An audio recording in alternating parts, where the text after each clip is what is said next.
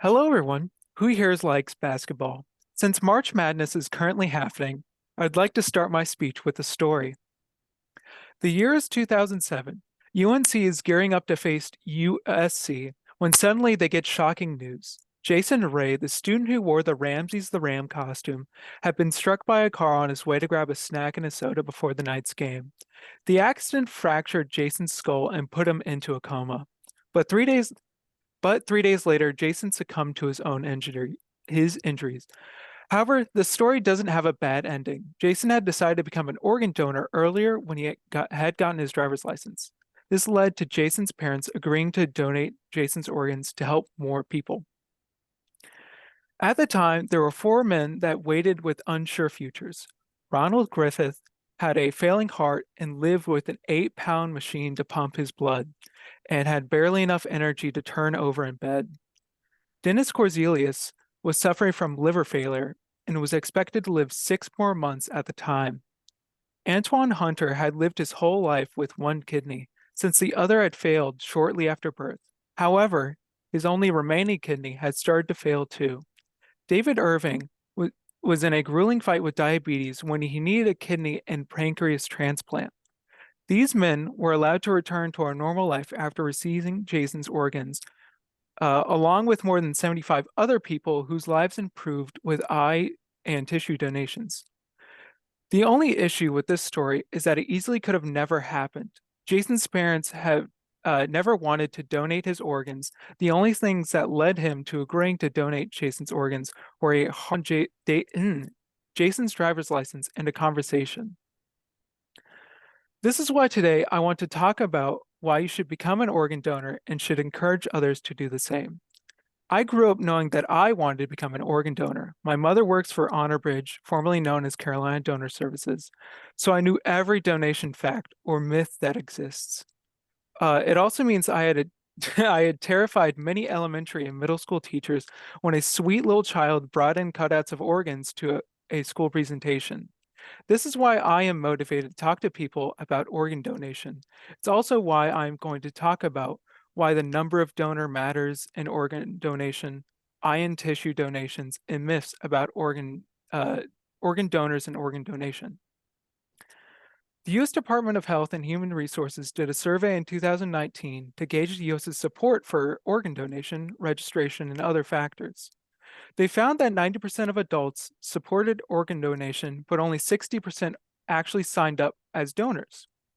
This means that 30% of the US adults agreed with organ donation, but didn't take the final step to become one. This is a problem since over 100,000 Americans are on the wait list for organ donations, with another person being added about every 10 minutes. And there aren't enough organs being donated to meet this demand. And in fact, 17 people die each day waiting on the organ donation transplant list, which is why more people need to register as organ donors. Another thing that I'd like to point out is the realities of organ donation and why 60% of the US population can't support a 100,000 person waitlist.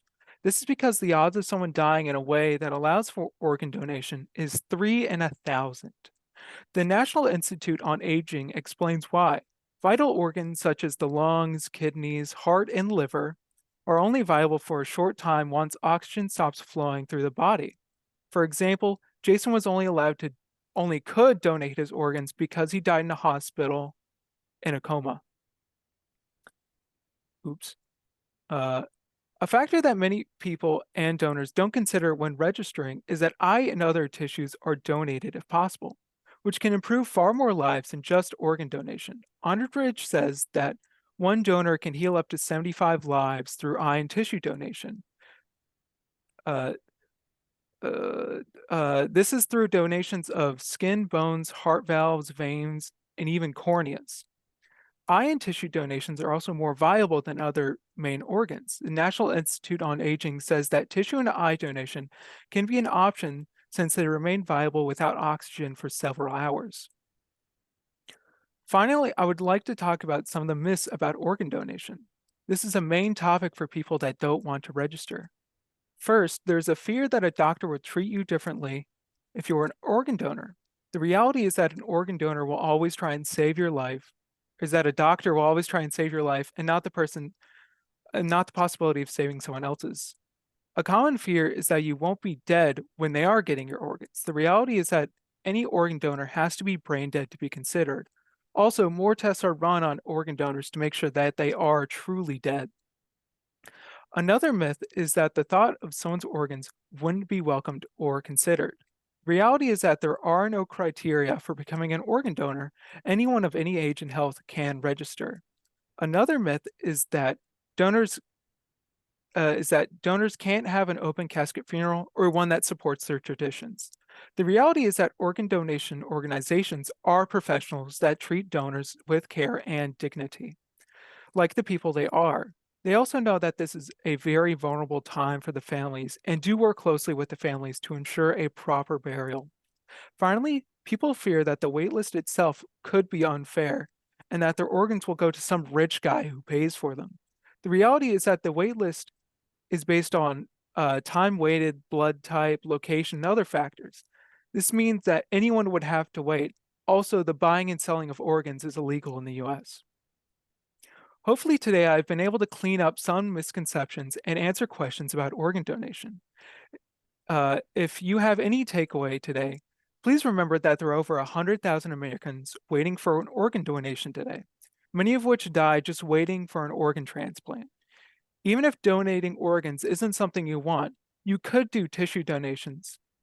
Finally, there are no criteria for becoming an organ donor. Anyone can register and can be considered for organ donation. There are many organizations that can help you register to become an organ donor or answer questions that I haven't covered today. The process is extremely quick and can save many lives. Thank you.